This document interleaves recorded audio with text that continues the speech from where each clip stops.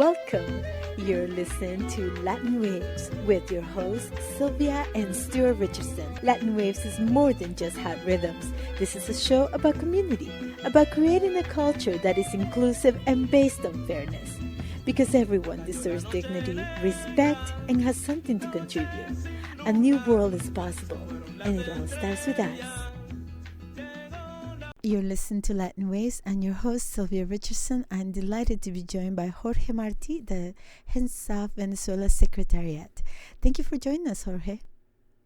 It's a pleasure to be with you, as always. Now, there is so much to speak in a very new year. 2023 has barely started, but there's a lot that has gone on. So I'd like to offer this perhaps as a review of the year so far. And I wonder if we could start with the Bolsonarista movement that began in January. This was some beginning of the year. It was a bit like a repetition of the Trump assault of the Capitol in the United States. And more or less the same thing happened in Brazil. The Bolsonaro supporters had been protesting since the end of November. They did not want to recognize the result of the elections, which had given the victory to Lula, the candidate of the Workers' Party. And they had done all sorts of things. They'd been camping outside the military barracks, demanding the intervention of the army. And the army was not very keen to intervene, but at the same time was not very keen to remove these people from outside the military barracks. And this all went into a crescendo. And at the beginning of January, a group of them, but it wasn't a very large number, but a group of them that were camping out in Brasilia, the capital of Brazil, and others that had arrived in coaches from different parts of the country, they decided to assault, to take over the three main buildings that are the site of the institutions of power in the capital, the Supreme Court, Presidential Palace, and the National Congress. The most scandalous thing is that the police, the military police, which is under the control of the regional governor of Brasilia, did not do anything to stop them. On the contrary, they seem to be escorting the Bolsonaro supporters as they were going to carry out the illegal invasion of official buildings. And there was clear complicity between the Minister of the Interior in the region of Brasilia, who is a Bolsonaro supporter. He is actually a former minister of the Bolsonaro government, and the Bolsonaro supporters who acted in a completely thuggish and hooligan way in assaulting the institutions of power. But however, this was a very weak movement. It was small in numbers. It did not have fundamental support of any wings of the armed forces. And in fact, everyone came out against this attempt very early on. And by the end of the day, the military police had now obeyed the orders from Lula, removed these people from the official buildings and arrested a few hundred of them. And that was the end of it. But this was then followed the day after, and even the same day in the evening, by big demonstrations, big anti-fascist, anti-Bolsonaro demonstrations in all the main cities, in Sao Paulo, in Rio, in Brasilia. And this is what the ruling class was really afraid of, the fact that this small action by a small number of Bolsonaro supporters could provoke a massive reaction on the part of the people. And that's why the movement was put down so quickly. I have to say also that there is a lot of hypocrisy on part of Joe Biden, the US president, who immediately came out to say that, we must respect democracy, and this move by Bolsonaro supporters is completely scandalous and we don't support it. When the same government, the government of Joe Biden, has supported a military coup, a civic military coup that has taken place in neighboring Peru on December the 7th. So it seems that the love for democracy is very is a clear case of double standards. In some cases they do, in some cases they don't. In fact, in Peru, the United States was behind the coup. And in Brasilia, the United States did not want this coup to go forward. They've had enough of Bolsonaro being in power, although they are responsible for Bolsonaro's rise to the presidency. But now that he's been removed, they think that perhaps Lula will be a safe pair of hands. And this is another interesting part of the story. The fact that Lula's government and coalition is composed of very different types of people. There's obviously the Workers' Party that Lula represents, but there is also the vice president, Geraldo Alckmin, who is an open bourgeois candidate who stood against the Workers' Party in previous presidential elections, was the governor of Rio de Janeiro, and he is an out-and-out capitalist. And so the ruling class now thinks that because of this coalition that is behind Lula and the composition of his new government, that he will be a safe pair of hands. Now, if Lula does that, which seems quite likely, then he will disappoint the people who voted for him, wanting a change from Bolsonaro. And if he doesn't do that, if he doesn't follow the diktats of the ruling class, which I think is the least likely perspective, then he will have to break with his own vice president. So that's basically the situation in Brazil. Everyone's in favor of democracy, as long as democracy represents the rule of capital in this particular case. When I say everyone, I mean the representatives of the ruling class, the main bourgeois newspapers, the Brazilian capitalists, and their masters in Washington. And those who profiteer from war and disruption, right? Can we just talk a little bit about Peru, because very little has been heard in the news about the coup in Peru. It's a complete scandal.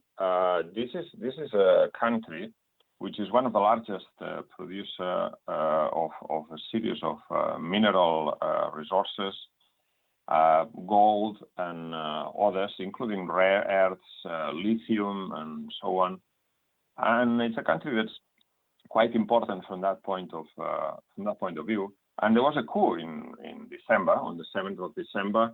The democratically elected president Pedro Castillo was removed from power by a vote in Congress, a vote that didn't follow any of the normal procedures, broke all the rules of parliamentary protocol, and he was basically removed from power. Earlier on, he had attempted to close down Congress, which is part of his powers as a president. He said, Congress has not allowed me to rule according to the mandate I got from the people, so therefore I'm going to close down the Congress and call new elections. It's not that he was starting a dictatorship, as some people have said, but he was just saying the truth, that the Congress had blocked all his parliamentary initiatives. He is the democratically elected president, so he was closing down Congress and convening new elections within the space of 3 months. Using that as an excuse, then the real coup developed, a coup that had been organized by the U.S. Embassy. The vice president of Pedro Castillo, Dina Boluarte, took over, and the coup had the support of U.S. imperialism, but also of the mining multinationals. This is the crucial question. The mining multinationals did not like Pedro Castillo, did not want him elected, tried to prevent him from being elected in July 2021, and now they wanted him out. Why? Why is this? Pedro Castillo is a teacher, a rural teacher, who is also a trade unionist, and he was elected on the basis of his presidential slogan was, never again poor people in a rich country. And as I said before, Peru is a very rich country, extremely wealthy country, but the wealth of the country is controlled by 16 big economic families and groups and the mining multinationals. One of the things that Pedro Castillo had said is we're going to renegotiate the contracts with the multinationals so that they become more favorable for the Peruvian people, that we get more of a share of the natural wealth that's extracted from our land, which seems to me a very moderate and reasonable program. But then he said that if the mining multinationals do not agree to renegotiate the contracts, then we will consider expropriation, nationalization. At the end of the day, these resources belong to Peru. But then I think that Pedro Castillo made a number of mistakes when he came to power. He had a Congress where he didn't have a majority. He had the opposition of the bourgeois media, the bourgeois newspapers, and everyone was against him. So he felt a bit isolated and started making concessions to the ruling class. He removed his foreign affairs minister, who was seen as too radical by the media. He and the military. He removed his prime minister, Bellido, because he was under attack from the ruling class.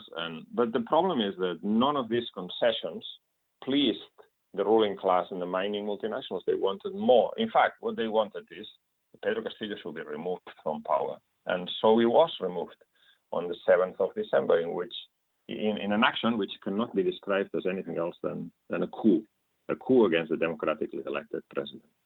But the thing is that this coup gave rise to a mass movement of the people, workers, the peasants, the students, came out on the streets in the thousands. They went on strike. They blockaded roads, and a big movement developed. And the new government of Dina Boluarte, with the support of the right wing, resorted to massive repression. And I have lost count now of how many people have been killed by the army. The army was used against the unarmed protesters. The police using rifles, assault rifles, and so on, firing on unarmed population. And I think that up until now, between 60 and 70 protesters have been killed. And there's forensic evidence that a big majority of them were killed by police and the army using fire weapons against the unarmed population. And so this is basically what's been happening in Peru. Now there's been a certain pause in the movement, if you want, because of the carnival celebrations, but the Aymara and the Quechua peasants and workers in the south, in Puno, for instance, they are mobilizing again towards the capital, and the aim is to remove this undemocratic government. What are they asking for? Asking for some basic things. The Pedro Castillo should be released from jail, where he has been put. That the Congress, which is extremely corrupt, illegitimate, and should be closed down. And the Dina Boluarte, who is the new so-called president, responsible for the killing of many people, about 60 people, should be removed from power. That she should resign. That's the basic demands that they are putting forward. You know, it's interesting that in the 21st century, we're still using words as democracy and capitalism as if they could possibly ever coexist. Well, it seems that people want to cultivate peace. You know, the machine of war seems to be always going, right? And throughout Latin America, we've seen the aggression of the U.S. empire. How are we doing as a region, you know, in the shadow of U.S. invasions elsewhere, you know, as we notice the level of violence and the level of not just, you know, a commitment to endless war that they seem to be promoting, using NATO as their shield, you know, into this perpetual war with Russia? Yes, I mean, they now claim that NATO is just a defensive alliance. But this is very far from the truth. This is completely cynical. NATO is the most powerful reactionary imperialist force on earth, and the United States and the rest of NATO countries spend massive amounts of money in perpetuating this war machine. And NATO has intervened in a whole number of countries where no NATO countries been involved or attacked, like in Afghanistan, when the NATO bombing of Serbia in the 1990s, the invasion of Afghanistan, which lasted until very recently. All of this is clear that the NATO is the long arm of U.S. imperialism. For 30 years now, they've been closing in on Russia, surrounding Russia from all sides. So when you think about the war in Ukraine, it'd be foolish to think that this is just a result of the madness of one man in the Kremlin that decided completely out of reason to invade a neighboring country. No, this is the result of years. Russia had been promised that NATO will not advance towards the east at the time of the reunification of Germany in 1989. But all these promises were broken. The United States imperialism organized regime change in a whole number of eastern countries, which were previously part of the Soviet Union, and Russia saw this as a threat to the national security. Now Russia is a capitalist country. Russia is not progressive, and Putin is a reactionary leader who attacks the rights of workers, attacks pension rights, and so on. So in that, he's not very different from our own rulers in the West. But when he says that he was provoked into this war, that NATO is a threat to Russia, he is not wrong. Just imagine, for instance, if the United States, what will be the response of the United States if, say, Canada and Mexico were going to join a military alliance with Russia, and Russian troops and missiles were going to be stationed in Mexico and Canada? What will be the response of the United States? They will say, "Oh, our national security is under threat." And we know that because that's exactly what happened in 1961, 62, when there was an attempt to install Soviet missiles in Cuba, and this almost led to a nuclear confrontation with the United States. They did not accept that at all.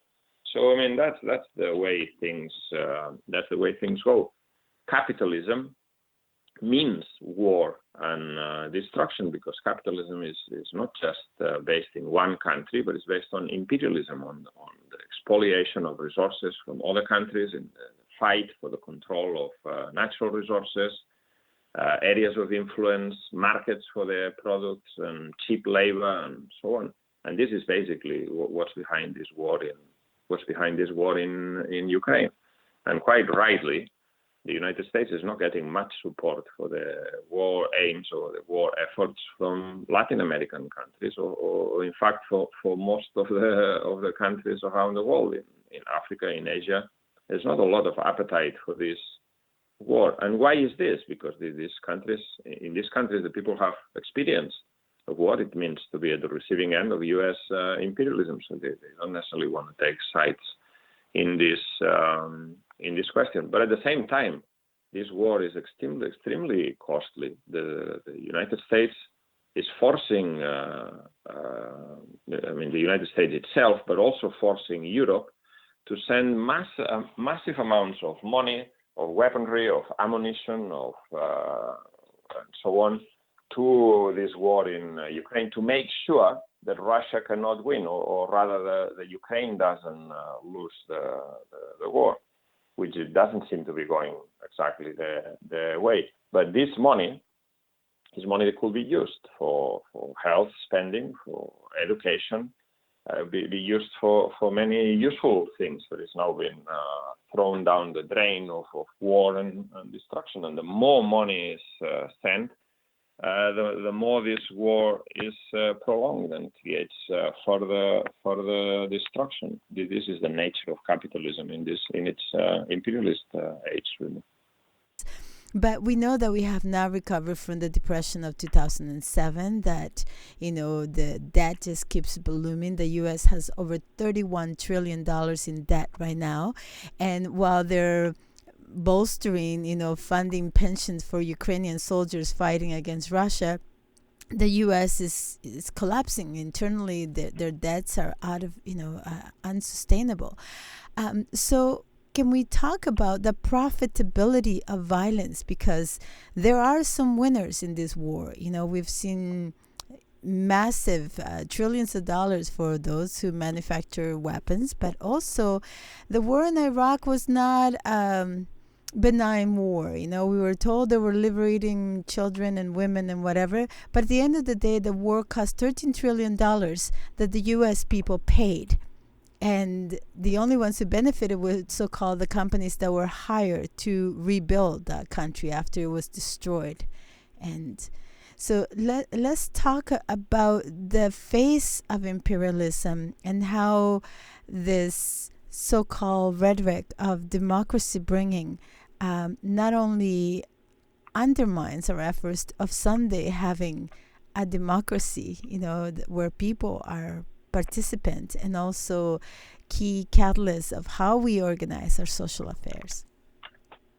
Yes, I mean, a long time ago, at the time of the First World War, Lenin was asked, "Oh, but war is terrible," he was told by someone. He said, "Yeah, war is terrible. It's terribly profitable." And this is the truth. While people are being bombed and houses are being destroyed, infrastructure is being destroyed in Ukraine, there are people rubbing their hands, the arms manufacturers on both sides of this conflict, but particularly in the West. Now there is talk that NATO stockpiles of ammunition are running low because so much is being used in this war in Ukraine.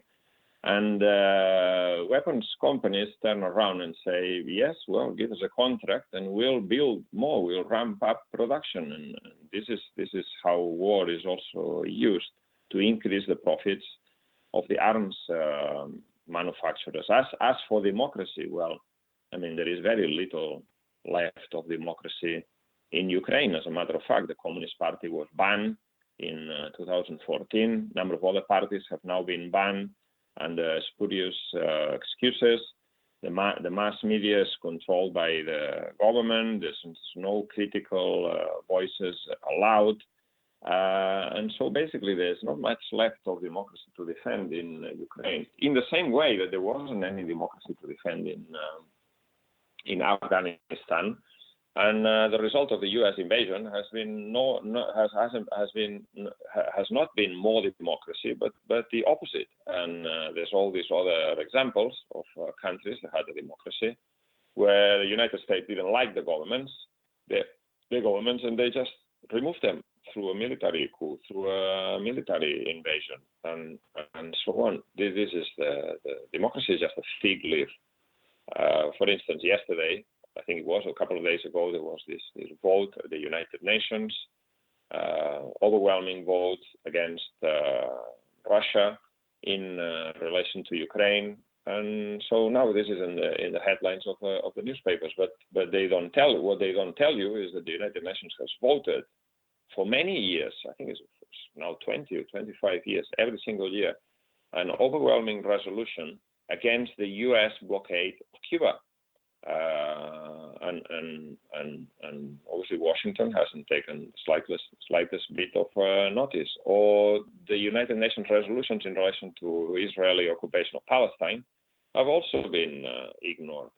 In fact, whenever they talk about democracy, this is just a cover for the real naked interests of the big companies, the big multinationals, which are the ones who really rule the governments in their own private interests. This has nothing to do with democracy. Democracy is supposed to be the common ownership of the means of production, the democratic planning of the economy with the participation of everyone, so that the economy is run in the interest of the many and not the profits of the unelected privileged few. So what we have is really not democracy, but the dictatorship of capital.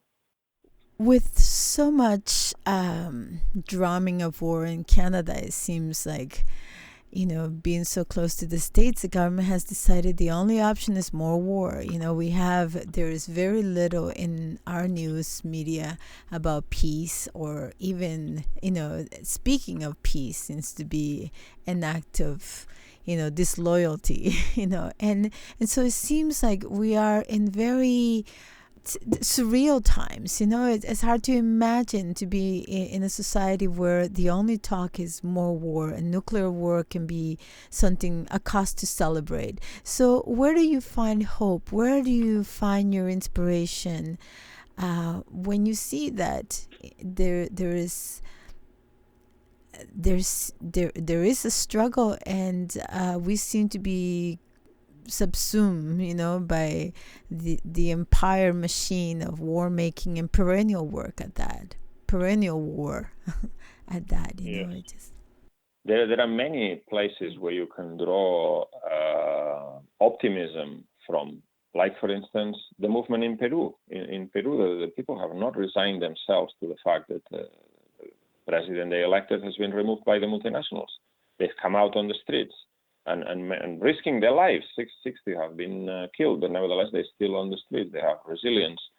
I don't know. I mean, 2, 3 years ago, there was the big Black Lives Matter movement in the United States, where millions of people, I think, according to one figure, 26 million people came out on the streets against racism, institutional racism, and police violence. This is quite amazing. The people want change. The people can't stand this anymore. But they're prepared to come out on the streets in the millions in some occasions. There's been huge movements across Latin America, for instance, for abortion rights, against violence on women in Argentina, in Mexico, in Chile. There's been huge uprisings in Chile, in Ecuador, in Colombia, and even the most reactionary governments have been removed.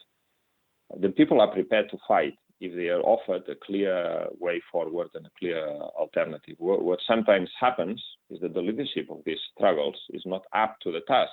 What is the task? In my opinion, the task is not to change the system a little bit, to tinker with its worst aspects. Some people say we must fight against neoliberalism.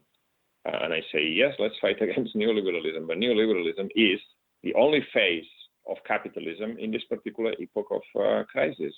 So you need to pose the questions sharply and openly. What we need to fight is against capitalism, against imperialism, and replace it by a new system, a system of democratic participation and control over the economy and the political processes, a socialism.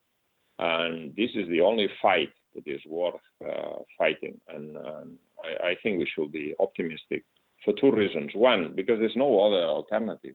And number two, because we see all around us, there's a new generation of young people who've grown up in this period of crisis, of war, of imperialism, destruction of the climate, and they are rising up. They are at the forefront of all of these movements, movement against imperialism, the movement against the destruction of the planet, the movement for women's rights, against violence, against racism, against police racism, and so on. And this is really the future. This is the future. And these people, these young people, they deserve leadership and organization that is capable of bringing them to victory once and for all.